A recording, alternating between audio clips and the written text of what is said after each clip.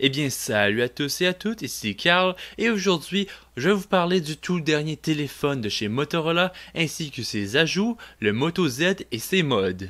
Si vous n'étiez pas déjà au courant, le concept du Moto Plus Mod est qu'on a un téléphone modulaire auquel on va venir ajouter magnétiquement des ajouts. Par exemple, un projecteur pour écouter des films, une caméra plus haut de gamme, une batterie externe ou même une enceinte.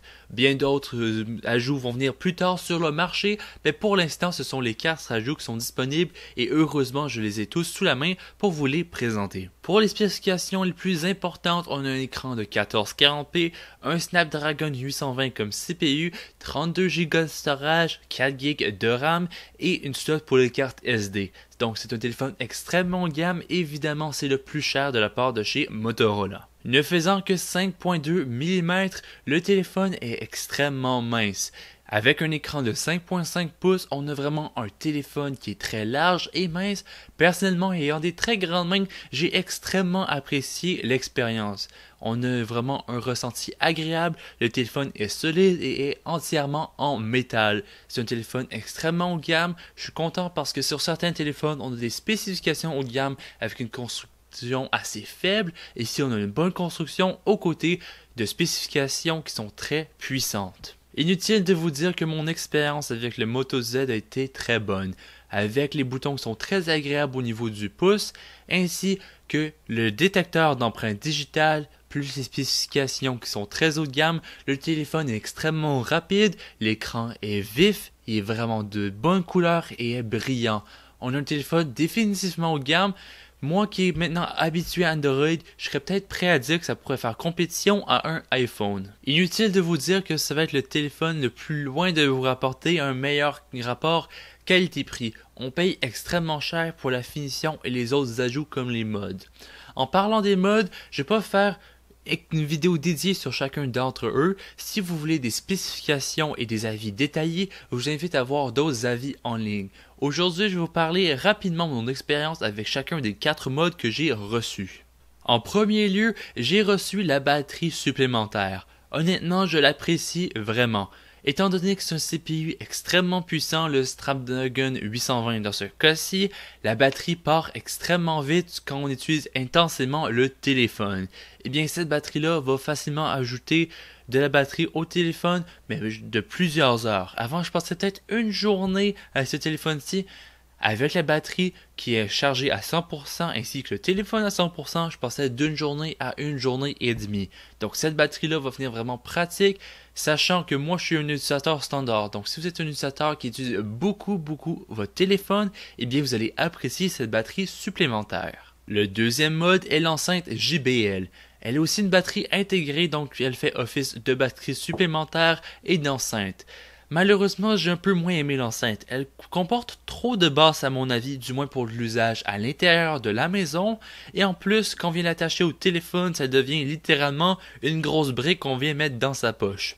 Ça peut être pratique si vous mettez votre téléphone dans votre sac par exemple, sauf que pour mon usage, je vais jamais utiliser une enceinte à la base, je vais souvent mettre mes écouteurs, ça c'est mon usage personnel bien entendu, et secondement, ça vient ajouter tellement de poids à l'appareil que si j'avais à choisir un de ces modes, je pourrais exclure l'enceinte JBL dans mes choix malheureusement. Évidemment, je vous invite à la tester en magasin si vous êtes intéressé à l'utiliser. Peut-être que certains d'entre vous sont des adeptes d'enceintes Bluetooth, ça peut facilement la remplacer.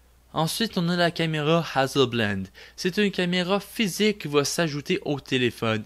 Évidemment, on perd les fonctionnalités de caméra du téléphone de base tout simplement. Malheureusement, on perd au niveau de la qualité vidéo, mais on vient se récupérer au niveau de la photo. Personnellement, j'aime bien la 4K que le Moto Z de base fait, donc ça va être une autre option pour certaines personnes qui font plus de photos.